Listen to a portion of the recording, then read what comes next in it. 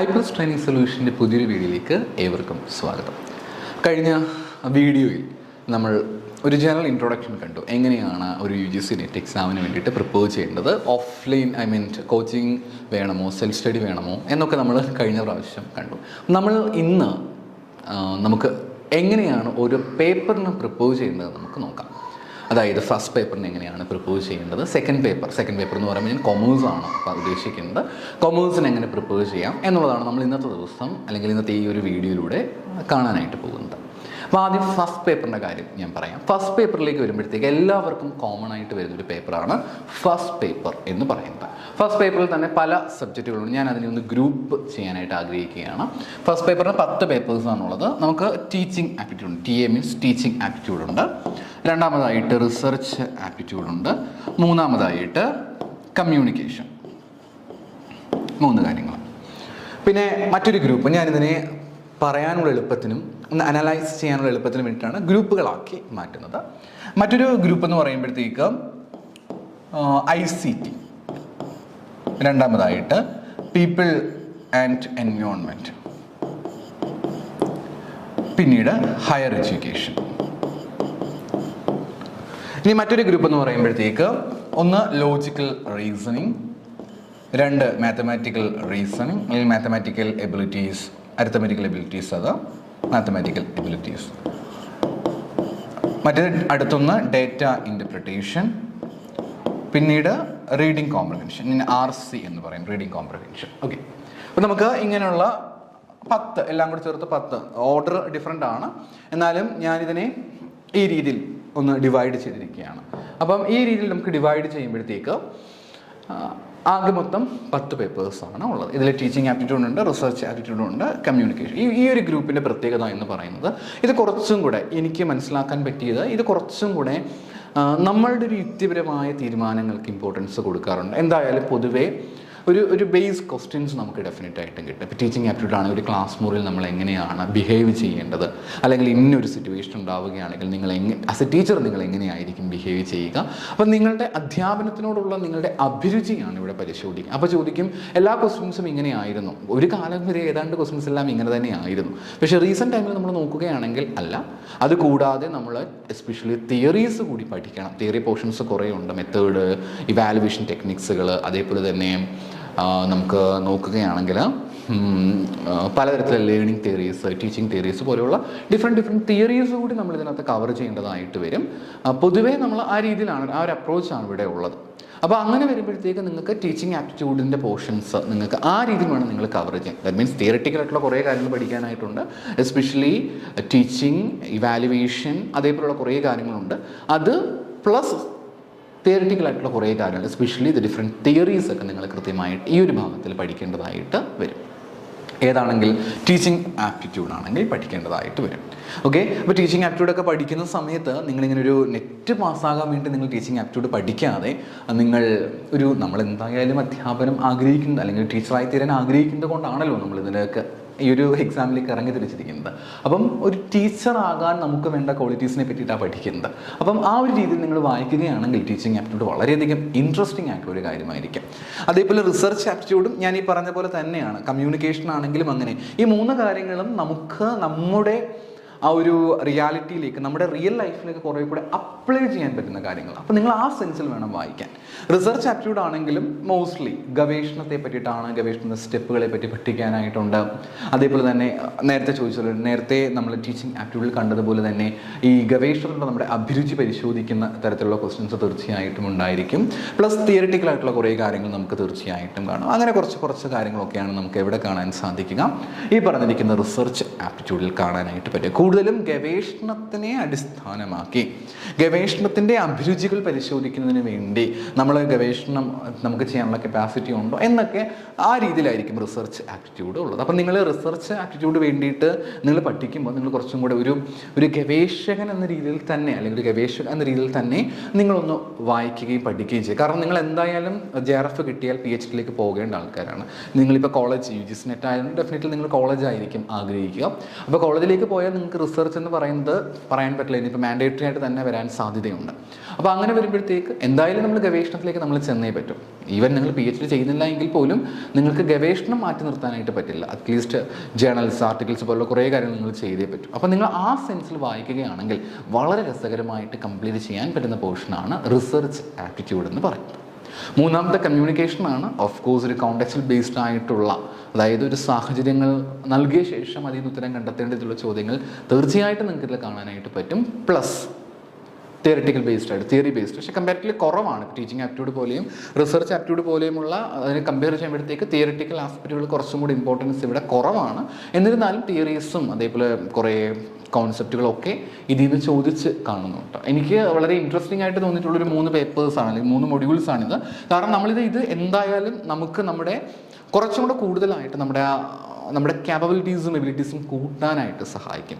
For example, ഇപ്പോൾ കമ്മ്യൂണിക്കേഷനെ പറ്റി പഠിക്കുന്ന സമയത്ത്, അല്ലെങ്കിൽ ക്ലാസ് റൂം കമ്മ്യൂണിക്കേഷനെ പറ്റിയൊക്കെ നമ്മൾ പഠിക്കുന്ന സമയത്തേക്ക് നമുക്ക് കുറച്ചൊരു ഐഡിയ കിട്ടും. ഓക്കെ, എങ്ങനെയാണ് കമ്മ്യൂണിക്കേഷൻ, ഞാനൊരു അധ്യാപകനാണ് അല്ലെങ്കിൽ ഞാനൊരു അധ്യാപികയാണെങ്കിൽ എങ്ങനെയാണ് ഞാൻ കുട്ടികൾക്കിടയിലേക്ക് ഈ ഒരു ആശയങ്ങൾ എത്തിക്കേണ്ടത്, എങ്ങനെയാണ് എനിക്ക് അവരുമായിട്ട് സംസാരിക്കാൻ പറ്റുക, അങ്ങനെയുള്ള കുറേ ഐഡിയാസ് നമുക്ക് ഇതുവഴിയായിട്ട് ലഭിക്കുന്നത് കൊണ്ട് തന്നെ കുറച്ചും കൂടി ഇൻട്രസ്റ്റിംഗ് ആയിട്ട് നമുക്ക് വായിച്ച് തീർക്കാൻ പറ്റുന്ന കാര്യങ്ങൾ. അപ്പോൾ നിങ്ങൾ പഠിച്ചു തുടങ്ങുമ്പോഴും ഈ 3 കാര്യങ്ങൾ വായിച്ച് തുടങ്ങുകയാണ് എങ്കിൽ, നിങ്ങൾ ഏത് മെത്തേഡാണെങ്കിലും ഈ 3 കാര്യങ്ങൾ വായിച്ച് തുടങ്ങാമെങ്കിൽ കുറച്ചും കൂടെ ബെനിഫിറ്റ്സ് നിങ്ങൾക്ക് ഉണ്ടായിരിക്കും, കുറച്ചുകൂടി ഇൻട്രസ്റ്റിംഗ് ആയിരിക്കും. ഇനി മറ്റൊരു കാറ്റഗറിയിലേക്ക് നമ്മൾ വരികയാണ് എങ്കിൽ ICT ഉണ്ട്, പീപ്പിൾ ആൻഡ് എൻവയോൺമെൻറ്റ് ഉണ്ട്, ഹയർ എഡ്യൂക്കേഷൻ ഉണ്ട്. ഇത് പ്യുവർലി ഒരു കോണ്ടെക്സ്റ്റ് ബേസ്ഡ് ആയിട്ടുള്ള ക്വസ്റ്റ്യൻസ് നിങ്ങൾ ഇതിൽ നിന്ന് പ്രതീക്ഷിക്കേണ്ട പ്യുവർലി തിയറിറ്റിക്കൽ ആയിട്ടുള്ള കാര്യങ്ങളായിരിക്കും. കൂടുതലും കോൺസെപ്റ്റുകൾക്ക് ഇമ്പോർട്ടൻസ് കൊടുക്കുകയാണ്. ICT എന്ന് പറയുമ്പോഴത്തേക്ക് ഇൻഫർമേഷൻ കമ്മ്യൂണിക്കേഷൻ ടെക്നോളജീസ് ആണ്. ദാറ്റ് മീൻസ് നമ്മളിപ്പം ജീവിക്കുന്നത് ആർട്ടിഫിഷ്യൽ ഇൻ്റലിജൻസിൻ്റെ ഒരു കാലഘട്ടത്തിലാണെന്ന് നിങ്ങളെല്ലാവരും ഓർക്കുക. അപ്പോൾ ഇങ്ങനൊരു കാലഘട്ടത്തിൽ നമ്മൾ ജീവിക്കുമ്പോഴത്തേക്ക് നമ്മുടെ ടീച്ചിങ്ങിൽ പോലും പണ്ടൊക്കെ പ്രൊജക്ടർ, ലാപ്ടോപ്പ് ഇതിൽ മാത്രമല്ല, പകരം നമ്മൾ ഓൺലൈൻ മീഡിയാസൊക്കെ നമ്മൾ ധാരാളമായിട്ട് ഉപയോഗിക്കേണ്ടതായിട്ട് വരുന്നു. അപ്പോൾ ഇങ്ങനെ വരുന്നൊരു സാഹചര്യത്തിൽ, സിറ്റുവേഷൻസിൽ നമ്മൾക്ക് ഒരുപാട് ഹെൽപ്ഫുള്ളായിട്ട് വരുന്ന ICT മെത്തേഡ്, ടെക്നോളജീസ്, നമ്മൾ ശരിക്കും പറഞ്ഞാൽ ICTയെ പറ്റി പഠിക്കുമ്പോഴത്തേക്ക് നമുക്ക് കുറേ നോളജ് നമുക്ക് ശരിക്കും പറഞ്ഞാൽ കിട്ടും. നിങ്ങളുടെ ക്ലാസ് മുറിയിലേക്ക് പോയി കഴിഞ്ഞാൽ എങ്ങനെയാണ് ചെയ്യേണ്ടത്, ഈവൻ നിങ്ങൾക്ക് മെയിൽ അയക്കുന്നതിനെ പറ്റിയിട്ടാണെങ്കിലും, അല്ലെങ്കിൽ പുതിയ ഓൺലൈൻ കോഴ്സുകളെ പറ്റിയിട്ടും, അതേപോലെ തന്നെ ഡിജിറ്റൽ ഇനിഷ്യേറ്റീവ്സിനെ പറ്റിയിട്ടും ഒക്കെ നിങ്ങൾക്ക് പഠിക്കാൻ പറ്റും.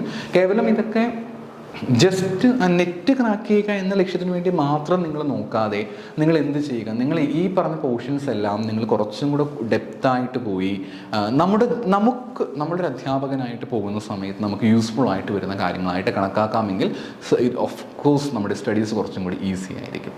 പീപ്പിൾ ആൻഡ് എൻവയോൺമെൻറ്റ് എന്ന് പറയുന്ന അടുത്ത മൊഡ്യൂളിലേക്ക് വരുമ്പോഴത്തേക്ക് ഇത് കൂടുതലായിട്ടും നമ്മുടെ എൻവയോൺമെൻറ്റ്, പ്രകൃതിയുമായിട്ട് ബന്ധപ്പെട്ട്, ശരിക്കും ഇതിലെ മെറ്റീരിയൽസ് വായിക്കുമ്പോഴത്തേക്ക് നമുക്ക് ഒരുപാട് കാര്യങ്ങൾ അറിയാൻ പറ്റും. നമ്മൾ ജീവിക്കുന്ന ഈ ചുറ്റുപാട്, നമ്മളും പാർട്ടായിട്ട് നിൽക്കുന്ന എൻവയോൺമെൻറ്റ്, ഈ എൻവയോൺമെൻറ്റിൽ നടക്കുന്ന പ്രധാനപ്പെട്ട വിഷയങ്ങൾ, ഇഷ്യൂസ്, അതേപോലെ കുറേ പ്രോഗ്രാംസുകൾ കൊണ്ടുവന്നിട്ടുണ്ട്, കുറേ എഗ്രിമെൻറ്റ്സ് കൊണ്ടുവന്നിട്ടുണ്ട്.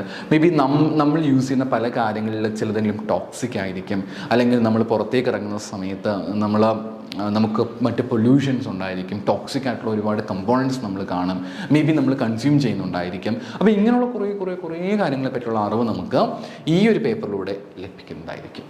മൂന്നാമത് ഹയർ എഡ്യൂക്കേഷനാണ്.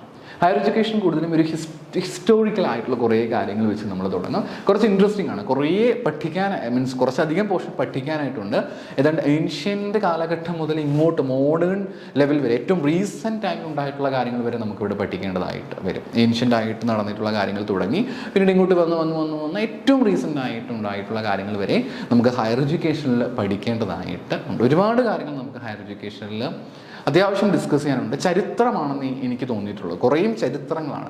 ചരിത്രം ഇഷ്ടപ്പെടുന്നവരെ സംബന്ധിച്ച് ഇത് വളരെ എളുപ്പമായിരിക്കും. നമുക്കിത് വായിക്കുമ്പോഴത്തേക്ക് ഏതാണ്ട് നമ്മൾ ആ കാലഘട്ടത്തിലൂടെ ഏതാണ്ട് ഗുരുകുല വിദ്യാഭ്യാസം, ബുദ്ധിസ്റ്റ് എഡ്യൂക്കേഷൻ, അങ്ങനെയുള്ള ബ്രാഹ്മണിക് എഡ്യൂക്കേഷൻ പോലെയുള്ള പല രീതിയിലൂടെ നമ്മളതിനൊക്കെ കേൾക്കുകയും മനസ്സിലാക്കുകയും ചെയ്യുമ്പോഴത്തേക്ക് നമുക്കൊരു ഇൻട്രസ്റ്റിംഗ് ആയിട്ടത് തോന്നുകയും ചെയ്യും. അപ്പം ഈ ഒരു പാർട്ടിലെ മൂന്നാമത്തെ ഹയർ എഡ്യൂക്കേഷൻ നമുക്ക് ആ രീതിയിൽ അപ്രോച്ച് അഡോപ്റ്റ് ചെയ്യാമെങ്കിൽ വളരെ ബെറ്റർ ആയിരിക്കും. സോ ഈ 2 കാര്യങ്ങളാണ് തിയററ്റിക്കൽ ആയിട്ടുള്ള കാര്യങ്ങൾ എന്ന് പറയുന്നത്. ഇനിയിപ്പം ചിലർക്കെങ്കിലും ബുദ്ധിമുട്ടുള്ള ഒരു ഭാഗമാണ് ഞാൻ ഈ ഒരു കാറ്റഗറി ഉൾപ്പെടുത്തിയിരിക്കുന്നത്. Logical reasoning, maths, data interpretation, reading comprehension is very simple. നിങ്ങൾക്ക് അത്യാവശ്യം നന്നായിട്ട് വായിക്കുക. ഇപ്പം നിങ്ങൾക്ക് ഒരു ഹിന്ദു പത്രമൊക്കെ നിങ്ങളെ കൊണ്ട്, അല്ലെങ്കിൽ ഏതെങ്കിലും ഒരു ഇംഗ്ലീഷ് പത്രം ഓൺലൈനായിട്ടെങ്കിലും വായിക്കാൻ നിങ്ങളെ കൊണ്ട് പറ്റുമെങ്കിൽ ആ ഒരു കപ്പാസിറ്റി നിങ്ങൾ ഡെവലപ്പ് ചെയ്തെടുക്കുക. ക്രമേണ നിങ്ങൾക്ക് റീഡിംഗ് കോമ്പ്രിഹെൻഷൻ വളരെ സിമ്പിളായിട്ട് തോന്നും. നൽകിയിരിക്കുന്ന അതിനുവേണ്ടി പ്രത്യേകിച്ച് വലിയ പ്രിപ്പറേഷൻ ആവശ്യമുള്ളതായിട്ട് തോന്നിയിട്ടില്ല. പ്രാക്ടീസ് ആവശ്യമാണ്, അല്ലാതെ ഇന്നത് നമ്മൾ അങ്ങനെയൊന്നുമില്ല. നിങ്ങൾക്ക് തരുന്ന പാസേജ് നിങ്ങൾ കൃത്യമായിട്ട് വായിച്ചു നോക്കുക എന്നുള്ളതാണ്. തെറ്റാതെ വായിക്കുക. ഏതാണ്ട് ഒരല്പം ഡിഫിക്കൽട്ട് അല്ലെങ്കിൽ കുറച്ചും കൂടെ സ്റ്റാൻഡേർഡ് ആയിട്ടുള്ള പാസേജ് ആയിരിക്കും തരിക. കുറച്ച് ടൈം എടുത്ത് വായിച്ച് നോക്കേണ്ടതായിട്ട് വരുന്നൊരു പാസേജ് ആയിരിക്കും നിങ്ങൾക്ക് തരിക. അതുകൊണ്ട് കുറച്ച് ടൈം എടുക്കും ഓഫ് കോഴ്സ് നമ്മൾ വായിച്ചു വരുമ്പോഴത്തേക്ക്. പക്ഷേ നിരന്തരമായിട്ടുള്ള പ്രാക്ടീസ്, എസ്പെഷ്യലി പ്രീവിയസ് ക്വസ്റ്റ്യൻസ് ഒക്കെ നിങ്ങൾ സോൾവ് ചെയ്ത് പോകാമെങ്കിൽ നിങ്ങൾക്ക് ഈ ഒരു ഭാഗം കുറച്ചും കൂടി ഈസി ആയിട്ട് കവർ ചെയ്യാനായിട്ട് പറ്റും. റീഡിംഗ് കോമ്പ്രിഹെൻഷൻ, ഡേറ്റ ഇൻ്റർപ്രിറ്റേഷൻ ആണെങ്കിലും മാത്സ് ആണെങ്കിലും ലോജിക്സ് ആണെങ്കിലും പ്രാക്ടീസുകൾക്കാണ് ഇമ്പോർട്ടൻസ്. നിങ്ങൾ സെൽഫ് സ്റ്റഡി ചെയ്യുന്ന ആൾക്കാരെ സംബന്ധിച്ച് ഞാൻ പറഞ്ഞല്ലോ, നിങ്ങൾ കുറച്ചും കൂടെ നല്ല റിസോഴ്സുകൾ അഡോപ്റ്റ് ചെയ്യേണ്ടതായിട്ട് വരും. പിന്നെ കോച്ചിങ് ആണ് നിങ്ങൾ ഓപ്റ്റ് ചെയ്യുന്നതെങ്കിൽ വലിയ ബുദ്ധിമുട്ടൊന്നും ഉണ്ടായിരിക്കത്തില്ല. കോച്ചിങ്ങിൽ ചെല്ലുമ്പോഴത്തേക്ക് അവിടെ ആ ക്ലാസ് മാത്രം ലിസൺ ചെയ്ത് കഴിഞ്ഞാൽ നിങ്ങൾക്കിത് ഈസി ആയിട്ട് ക്രാക്ക് ചെയ്യാൻ പറ്റും. പക്ഷേ പ്രാക്ടീസിന് വലിയ ഇമ്പോർട്ടൻസ് ഉണ്ട്. പ്രീവിയസ് ക്വസ്റ്റ്യൻസ് പ്രാക്ടീസ് ചെയ്യുക. എനിക്ക് തോന്നുന്നു വിത്തിൻ നമ്മുടെ ലിമിറ്റഡ് ടൈമിൽ പ്രീവിയസ് ക്വസ്റ്റ്യൻസ് സോൾവ് ചെയ്താൽ നമുക്ക് ടൈം തികയാറില്ല. പ്രീവിയസ് ക്വസ്റ്റ്യൻസ് എസ്പെഷ്യലി 2023 ഡിസംബർ തുടങ്ങി ഇങ്ങോട്ടുള്ള ഡിസംബർ, ജൂൺ, 2022 ഡിസംബർ, ജൂൺ, ആ രീതിയിൽ ഇങ്ങോട്ട് ബാക്കിൽ നിന്ന് ഇങ്ങോട്ട് കവർ ചെയ്ത് പ്രീവിയസ് ക്വസ്റ്റ്യൻ സോൾവ് ചെയ്താൽ ഈസി ആയിട്ട് നമുക്ക് ഈ പോർഷൻസ് കവർ ചെയ്യാവുന്നതേ ഉള്ളൂ. 50 മാർക്കിൻ്റെ 50 ചോദ്യങ്ങളാണ് ഇതിനുള്ളത്. വളരെ സുഖമായിട്ട് നിങ്ങൾ ഈ രീതിയിൽ നല്ല പ്രിപ്പറേഷൻ ചെയ്യുകയാണെങ്കിൽ ഏതാണ്ട് നമുക്കൊരു 35 മാർക്കിൽ കൂടുതൽ നമുക്ക് സ്കോർ ചെയ്യാവുന്നതേ ഉള്ളൂ ഈ ഒരു പേപ്പറിൽ. നിങ്ങൾ 35 മാർക്കെങ്കിലും എയിം ചെയ്യണം. 35 മാർക്കെങ്കിലും. 40, 45 ഒക്കെ വാങ്ങിക്കുന്ന ആൾക്കാരുണ്ട്. 45, 46 ഒക്കെ വരുന്ന സ്റ്റുഡൻസ് ഉണ്ട്. കാരണം കമ്പാരിറ്റീവ്ലി വലിയ ബുദ്ധിമുട്ടില്ല. സിമ്പിളാണെന്ന് ഒരിക്കലും പറയില്ല. സെക്കൻഡ് പേപ്പറിനെ കമ്പയർ ചെയ്യുമ്പോൾ കുറച്ചും കൂടി എളുപ്പമായിരിക്കും ഈ പറഞ്ഞിരിക്കുന്ന പേപ്പർ. നമുക്കിനി നമ്മുടെ സബ്ജക്റ്റിലേക്ക് വരാം. കൊമേഴ്സ് പേപ്പറിൽ നിങ്ങൾക്കറിയാം, കൊമേഴ്സിൽ ഇഷ്ടംപോലെ സബ്ജക്റ്റുകൾ ഉണ്ട് എങ്കിലും അതിനെ പല മൊഡ്യൂൾസ് ആയിട്ട് ഡിവൈഡ് ചെയ്തിട്ടുണ്ട്. ഒന്നാമതായിട്ട് നമുക്ക് പഠിക്കാനുള്ളത് ബിസിനസ് എൻവയോൺമെൻ്റ് ആണ്. പിന്നീട് നമുക്ക് രണ്ടാമതായിട്ട് accountancy, 3 economics, 4 FM, 5 business statistics stat, 6 management and HRM, 7 banking financial institutions ഉണ്ട്, 8 മാർക്കറ്റിംഗ്, 9 ലോ, ലീഗൽ ഫ്രെയിംവർക്ക് ഞാൻ സിമ്പിളാക്കിയേ പറഞ്ഞതേ ഉള്ളൂ, 10 ടാക്സ്. ഇത്രയാണ് നമുക്ക് എവിടെ പഠിക്കാനുള്ളത്, സെക്കൻഡ് പേപ്പറിൽ നമുക്ക് പഠിക്കാനായിട്ട് ഉള്ള സിലബസ്. സോ നമുക്ക് ആദ്യമേ ഇതിൽ ഫസ്റ്റ് പേപ്പറിനെ അപേക്ഷിച്ച് നോക്കുമ്പോഴത്തേക്ക് സെക്കൻഡ് പേപ്പർ വളരെയധികം ഡെപ്തായിട്ടായിരിക്കും ഈ ഭാഗത്തു നിന്ന് ക്വസ്റ്റ്യൻസ് ചോദിക്കുക. അത്യാവശ്യം ഡെപ്തായിട്ട് ആഴത്തിലായിരിക്കും ചോദിക്കുക. ഫസ്റ്റ് പേപ്പറിൽ നമ്മുടെ ഒരു അഭിരുചിയാണ്, ടീച്ചിങ് ആപ്റ്റിറ്റ്യൂഡാണ് അവർ. ടീച്ചിങ് മീൻസ് പൊതുവായിട്ട് നമ്മുടെ ആപ്റ്റിറ്റ്യൂഡാണ് ഫസ്റ്റ് പേപ്പറിൽ പരിശോധിക്കുന്നത് എങ്കിൽ ഇവിടേക്ക് വരുമ്പോഴത്തേക്ക് നമ്മുടെ നോളജാണ്, സബ്ജക്റ്റ് നോളജാണ്. അതോടൊപ്പം തന്നെ നോളജ് മാത്രമല്ല, നമ്മൾ എങ്ങനെ അതിനെ അപ്ലൈ ചെയ്യുന്നുണ്ട്. കാരണം UGC തീർച്ചയായിട്ടും അവർക്ക് വളരെയധികം നിർബന്ധമുള്ള കാര്യമാണ്. ഹയർ എഡ്യൂക്കേഷനിലേക്ക് നമ്മൾ വരുമ്പോഴത്തേക്ക് കേവലം കുറേ നോളജുള്ള ആൾക്കാരെ അല്ല, കുറച്ചും കൂടെ കോംപ്രഹെൻഷൻസ് ഉള്ള, അതെങ്ങനെ അപ്ലൈ ചെയ്യാൻ പറ്റുന്ന ആ ലെവലിൽ ക്യാപ്പബിലിറ്റീസ് ഉള്ള ആൾക്കാരെയാണ് ടീച്ചേഴ്സായിട്ട് വേണ്ടതെന്ന് കൃത്യമായിട്ടും ഒരു വളരെയധികം ഒരു നല്ല ഇൻറ്റൻഷൻ ഉള്ളതുകൊണ്ട് തന്നെ UGC എപ്പോഴും ചോദ്യങ്ങൾ വളരെ ആഴത്തിലാണ് ഈ ഒരു ഭാഗത്ത് നിന്ന് ചോദിച്ച് കാണുന്നത്. എനിക്ക് തോന്നുന്നു, എൻ്റെ അറിവ് ശരിയാണെങ്കിൽ മറ്റ് പേപ്പേഴ്സിലും ഇങ്ങനെ തന്നെയായിരിക്കും. ഞാൻ മറ്റ് പേപ്പേഴ്സിലെ മാനേജ്മെൻറ്റ് പേപ്പേഴ്സിലെ ക്വസ്റ്റ്യൻസ് കണ്ടിട്ടുണ്ട്. മറ്റ് പേപ്പേഴ്സിൽ ഓഫ് കോഴ്സ് ഇങ്ങനെ തന്നെ ആയിരിക്കാം ക്വസ്റ്റ്യൻസ് ചോദിക്കുക. അപ്പോൾ എന്തായാലും കൊമേഴ്സിലേക്ക് വരുമ്പോഴത്തേക്ക് അത്യാവശ്യം ഡെപ്തായിട്ടാണ് ക്വസ്റ്റ്യൻ ചോദിക്കുക. സിമ്പിൾ ക്വസ്റ്റ്യൻസും വരാറുണ്ട്, പക്ഷേ അതിൻ്റെ പ്രാധാന്യം വളരെ കുറവായിരിക്കും. നോളജ് പരിശോധിക്കുന്ന ക്വസ്റ്റ്യൻസും ഉണ്ട്, പക്ഷേ അതിനേക്കാൾ അപ്പുറത്തേക്ക് മാറി കൂടുതലും നമ്മൾ ചിന്തിക്കുന്നതിനെ അടിസ്ഥാനമാക്കി നമ്മുടെ ഒരു തിങ്കിങ് എബിലിറ്റീസിന് ഇമ്പോർട്ടൻസ് കൊടുത്തിട്ടാണ് ഇവർ ക്വസ്റ്റ്യൻസ് എപ്പോഴും സെറ്റ് ചെയ്യാറുള്ളത്. അതുകൊണ്ട് തന്നെ ജസ്റ്റ് കോൺസെപ്റ്റുകൾ അതിനപ്പുറത്തേക്ക് മാറി കോൺസെപ്റ്റ് കൃത്യമായിട്ട് അറിഞ്ഞിരിക്കണം. അതോടൊപ്പം തന്നെ ഒരു അല്പം കൂടി ഡീറ്റെയിൽസും അറിഞ്ഞിരിക്കണം. ഞാൻ ആ സമയത്ത് പറയാം. ആദ്യം ഓരോന്നും നമുക്ക് നോക്കാം എങ്ങനെയാണെന്നുള്ളത്. ആദ്യം ബിസിനസ് എൻവയോൺമെൻ്റ് ആണ് ഉള്ളത്. Business environment and international business രണ്ടെണ്ണമാണ്. ബിസിനസ് എൻവയോൺമെൻറ്റ് എന്ന് പറയുമ്പോൾ നമുക്ക് കാണും, നമുക്ക് ചുറ്റും നടക്കുന്ന എൻവയോൺമെൻറ്റൽ കാര്യങ്ങളാണ്. ഇൻ്റർനാഷണൽ ബിസിനസ് ഉണ്ട്. എപ്പോഴും ഈ ഒരു ഭാഗത്ത് കറണ്ട് അഫേഴ്സ് എന്ന ചോദ്യങ്ങൾ വന്ന് കാണാറുണ്ട്. എസ്പെഷ്യലി കറൻ്റിൽ നടന്നിട്ടുള്ള എന്തെങ്കിലുമൊക്കെ എഗ്രിമെൻറ്റുകൾ, നമ്മുടെ ഇന്ത്യ സൈൻ ചെയ്തിരിക്കുന്ന എഗ്രിമെൻറ്റുകൾ, പിന്നെ പോളിസീസ്, RBI കൊണ്ടുവന്നിരിക്കുന്ന പല പല കാര്യങ്ങൾ, ഇങ്ങനെയുള്ള കാര്യങ്ങൾ ഏറ്റവും ന്യൂ ആയിട്ടുണ്ടെങ്കിൽ അതിൽ നിന്ന് ക്വസ്റ്റ്യൻ വരും. കാരണം ഒരു അധ്യാപകനാണ് അല്ലെങ്കിൽ ഒരു അധ്യാപികയാണ്, നമ്മൾ അധ്യാപികയാകാൻ പോകുന്ന ആൾക്കാരാണ്, എസ്പെഷ്യലി കോളേജ് ലെവലിലാണ്. തീർച്ചയായും ലോകത്ത് നടക്കുന്ന കാര്യങ്ങളെപ്പറ്റി നമുക്കൊരു അറിവ് ഉണ്ടായിരിക്കണം. എസ്പെഷ്യലി ഇൻ ദ കൊമേഴ്സ്യൽ ഏരിയയിൽ നമ്മൾ ഉറപ്പായിട്ടും അറിവുണ്ടായിരിക്കണം എന്നൊരു വാശി ഉള്ളതുകൊണ്ട് തന്നെ അത്തരം ഭാഗത്തു നിന്നുള്ള ചോദ്യങ്ങളും ചോദിച്ച് കാണാറുണ്ട്, കണ്ടിട്ടുണ്ട്. അപ്പം അങ്ങനെയുള്ള ചോദ്യങ്ങൾ നിങ്ങൾക്ക് പ്രതീക്ഷിക്കാം. അപ്പം അത്യാവശ്യം പത്രമൊക്കെ ഒന്ന് വായിച്ചു പോകുകയാണെങ്കിൽ കുറേയൊക്കെ ഒരു ഐഡിയ കിട്ടാം. അതിന് വേണ്ടിയിട്ടിരുന്ന് സമയം കളയണമെന്നില്ല, എന്നാലും ഒന്ന് വായിച്ചു പോകുകയാണെങ്കിൽ കുറച്ചും കൂടി ഐഡിയ നിങ്ങൾക്ക് ലഭിക്കും. അപ്പോൾ ആ രീതിയിൽ ഇൻ്റർനാഷണൽ ലെവലിലുള്ള ബിസിനസ്സിനെ പറ്റിയിട്ടും ബിസിനസ് ഇൻവെസ്റ്റ്മെൻറ്റിനെ പറ്റിയിട്ടൊക്കെ കുറേ കാര്യങ്ങൾ അതിലുണ്ട്. ഡീറ്റെയിൽഡ് ആയിട്ട് ഓരോന്നിനെ പറ്റിയും പറഞ്ഞു പോകുന്നില്ല. പകരം ഈ ഒരു കാര്യങ്ങളൊക്കെയാണ് നമുക്ക് അതിൽ നോക്കാനുള്ളത്. പിന്നെ അക്കൗണ്ടൻസി എന്ന് പറയുമ്പം എനിക്ക് തോന്നുന്നു ഡിപ്പെൻസ് ആണ് കേട്ടോ. എനിക്ക് കുറച്ചുകൂടെ പ്രോബ്ലം ഇഷ്ടമായതുകൊണ്ട് അക്കൗണ്ടൻസി ഒക്കെ എനിക്ക് കുറച്ചുകൂടെ ഇൻട്രസ്റ്റിംഗ് ആയിട്ടാണ് തോന്നിയിട്ടുള്ളത്. പ്രോബ്ലം ഇഷ്ടപ്പെടുന്ന ആൾക്കാരെ സംബന്ധിച്ച് അക്കൗണ്ടൻസി വളരെ ഇൻട്രസ്റ്റിംഗ് ആണ്. സുഖമായിട്ട് നമുക്ക് ഇതിനൊരു 10 ക്വസ്റ്റ്യൻ വരുവാണെങ്കിൽ 10ൽ 10 മാർക്ക് നമുക്ക് വാങ്ങിക്കാൻ പറ്റുമെന്നാണ് എനിക്ക് തോന്നിയിട്ടുള്ളത്. കാരണം പ്രോബ്ലമാണ് കൂടുതലും ചോദിച്ച് കാണും. പ്രോബ്ലം ഇൻ ദ സെൻസ് നമുക്ക് കോൺസെപ്റ്റ് അറിഞ്ഞിരിക്കുക എന്നുള്ളതാണ് അക്കൗണ്ടൻസിയിൽ വളരെ പ്രധാനപ്പെട്ട കാര്യം. കോൺസെപ്റ്റ് അറിഞ്ഞിരിക്കണം, നല്ലൊരു കോൺസെപ്റ്റിൽ ക്ലാരിറ്റി ഉണ്ടായിരിക്കണം. അപ്പോൾ ഒരു കോൺസെപ്റ്റ് അറിഞ്ഞിരിക്കുക, അത് അപ്ലൈ ചെയ്താൽ മാത്രം മതിയല്ലോ. അപ്പോൾ ആ ഒരു ധാരണയാണ് ഉണ്ടാക്കേണ്ടത്. പ്രോബ്ലംസ് ചെയ്ത്, അതായത് നമുക്കൊരു വലിയ ബാലൻസ് ഷീറ്റോ P&L അക്കൗണ്ട്സ് ഒന്നും വരച്ച് പ്രിപ്പയർ ചെയ്യേണ്ട കാര്യമൊന്നുമില്ല. എന്നാൽ റേഷ്യോസ് പോലെയുള്ള കാര്യങ്ങൾ, അത് എസ്പെഷ്യലി പാർട്ണർഷിപ്പിൽ വരുന്ന കുറേ അഡ്ജസ്റ്റ്മെൻറ്റുകൾ, ജേണൽ എൻട്രീസ് പോലുള്ള കാര്യങ്ങളൊക്കെ ചെയ്ത് നോക്കുന്നത് അക്കൗണ്ടൻസിയിൽ മാർക്ക് സ്കോർ ചെയ്യാൻ സഹായിക്കും.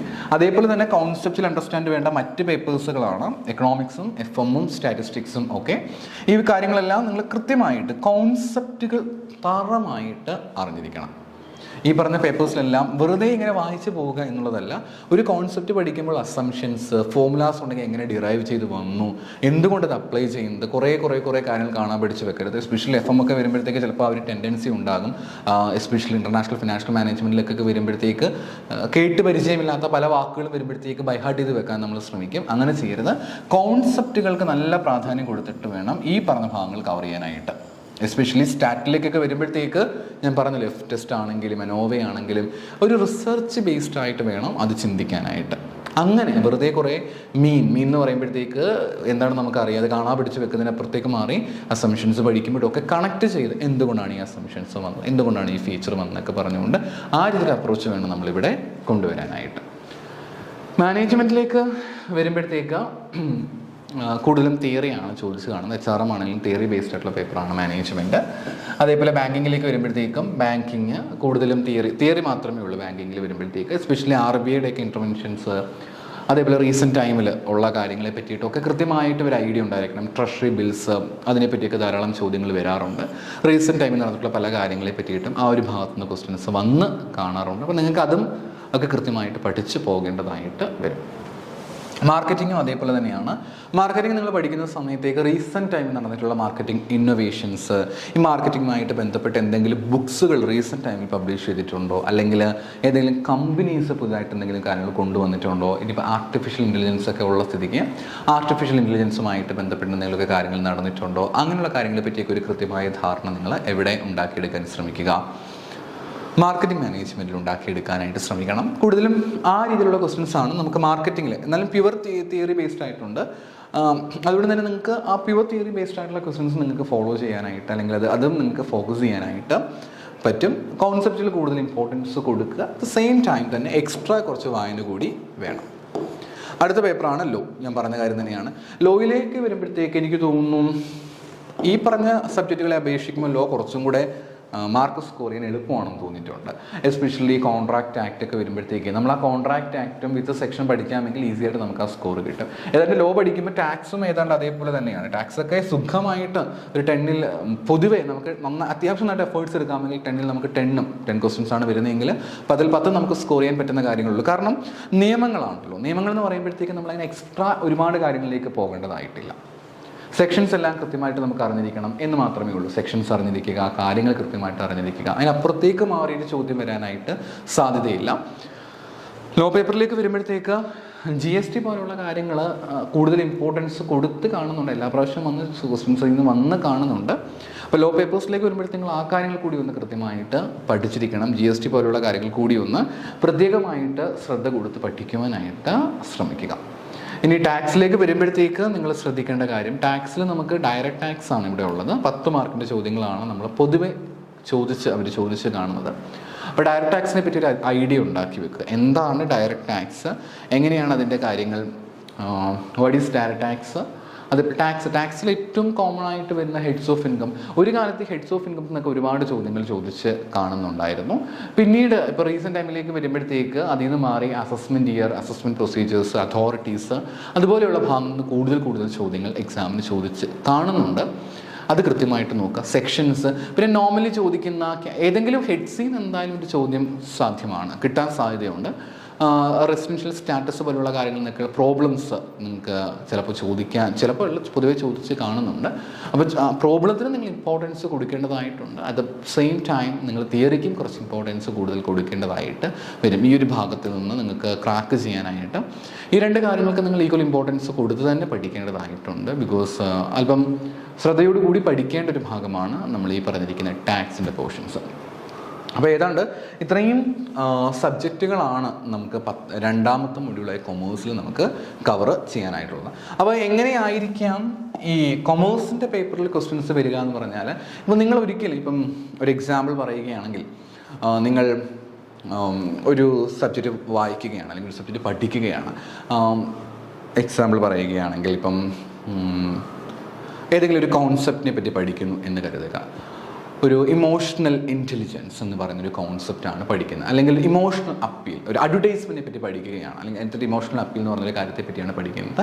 അപ്പം ഇമോഷണൽ അപ്പീൽ എന്ന് പറഞ്ഞാൽ നിങ്ങൾ കുറേ കാര്യങ്ങൾ ഇങ്ങനെ പഠിച്ച് പോകും, ഒരുപാട് കാര്യങ്ങൾ പഠിക്കും. അപ്പം നിങ്ങൾ ഒരിക്കലും ഇപ്പം നിങ്ങൾ ഈ പഠിക്കുന്ന കാര്യങ്ങൾ ആ സെൻറ്റൻസ് അതേപോലെ തന്ന് അതിൽ നിന്ന് കുറച്ച് ക്വസ്റ്റ്യൻസ് ചോദിക്കും. അത് കൃത്യമായിട്ട് ഞാൻ മനസ്സിലാക്കി ടിക്കറ്റ് അല്ലെങ്കിൽ മാർക്ക് ചെയ്ത് പോവുക, അങ്ങനെ ഒരിക്കലും ചിന്തിച്ച് നിങ്ങൾ ഇതിലേക്ക് അല്ലെങ്കിൽ ഈ ഒരു എക്സാമിലേക്ക് നിങ്ങൾ ഫോക്കസ് ചെയ്യാനായിട്ട് പാടില്ല.